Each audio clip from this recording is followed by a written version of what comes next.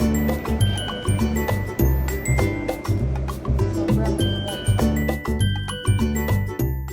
mga babe! Welcome back to our channel. Sa episode na to, ipapakita namin kung ano nga ba nangyari sa biyahe namin pababa ng Sapa.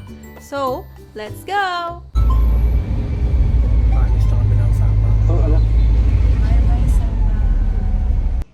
So, yung HK Bus Lines, meron silang free shuttle service. So, sinundo kami sa hotel, papunta ng terminal. Yung terminal nila is parang combination of convenience store, terminal, so pwede ka mamili ng pasalubong while waiting for your bus pababa ng Hanoi. So, yan, nakasakay na kami. Tsaka, chill-chill pa lang kami yan eh. Then, after a few minutes, umalis na rin agad yung bus. Ayan, okay pa. Actually, nakatulog ako agad dyan kasi malamig pa. Malamig, nasa Sapa pa eh.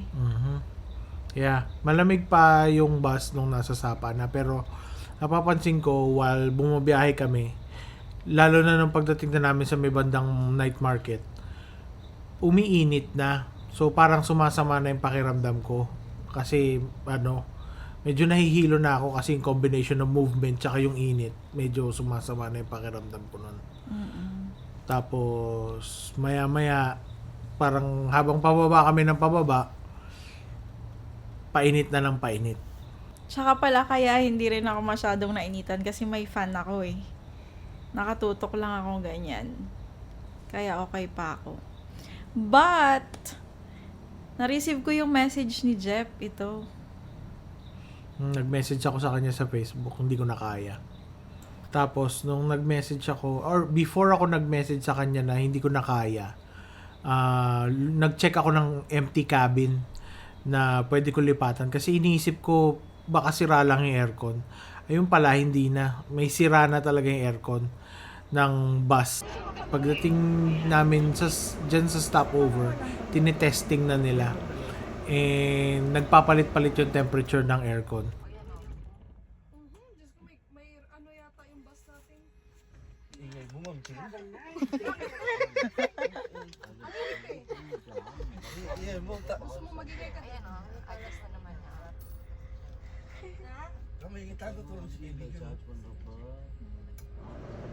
Ayun, nag-iitil. Bumabalik. Sira yung bus. Sira yung AC ng bus.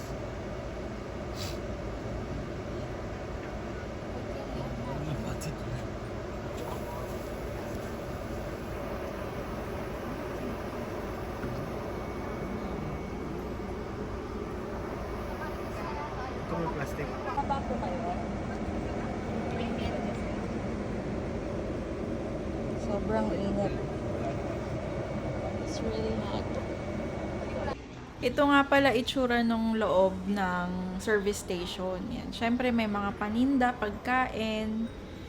Tsaka babes, don't forget magdala ng barya pag mag-toilet break kayo kasi may bayad yan.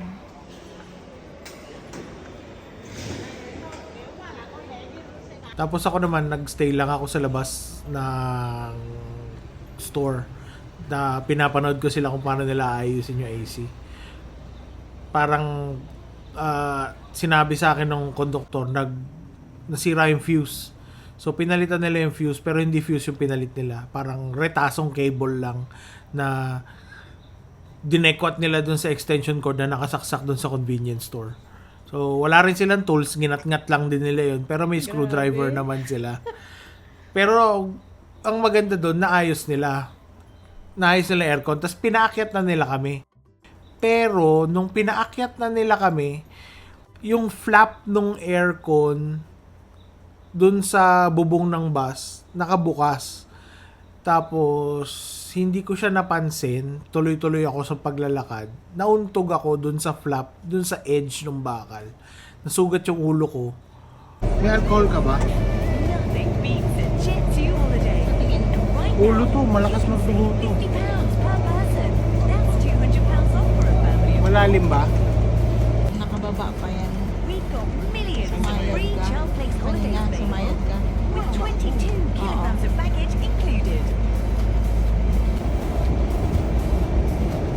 Inangat na ba nila? Jinty Holidays. Package holidays you can trust. Although mababaw yung sugat, malakas siya magdugo. Tapos, chinek ako ng konduktor. Inabutan lang ako ng wipes tsaka ng tissue. Parang, nasa mo na lang, okay na yan. Parang ganun. Tapos, ayun, okay naman. Pero ako nagpapanik na ako noon kasi nga sa ulo tapos bakal, delikado yun eh. Kaya sabi ko pagdating natin ng Hanoi, magreklamo tayo dun sa office nila sa terminal. Kaya yan. Nagkaroon siya ng alkansya sa ulo. Makikita pa ba? Meron pa yata eh. Naguhit dyan. May onting peklat pa siya. Grabe. So, ayan. Tapos, after nung mga pangyayari sa aircon tsaka sa ulo ko, lumamig na yung bus, nakatulog na kami. So, ayan. Nagising kami, nasa Hanoi na kami, papasok na ng old quarter. So, tapos, ayun na, nagantay na lang kami ng service, siyang shuttle service na maghahatid sa amin sa hotel. And then, yun na. Sinabi ko na lang sa kanya na wag na siyang magreklamo para wala naman nangyari sa akin eh. Okay, kaya okay lang. Di pa naman siya naging zombie.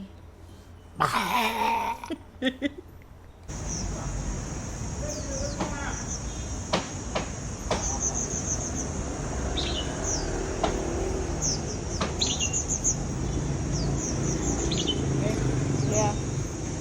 Yung park, maganda daw pang walking shoe din yun. So, yun ang nangyari sa amin. But, ang tanong, sasakay pa ba tayo dun sa bus line na yun? Oo.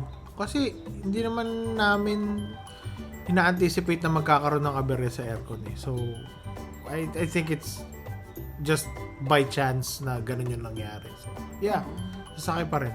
Pero sana maayos din nila, no? I hope na maging lesson to sa bus line na yon, tsaka sa atin din na aralin natin maigi kung ano yung magandang services, maayos yung reviews. Pero so far, maayos yung reviews nun.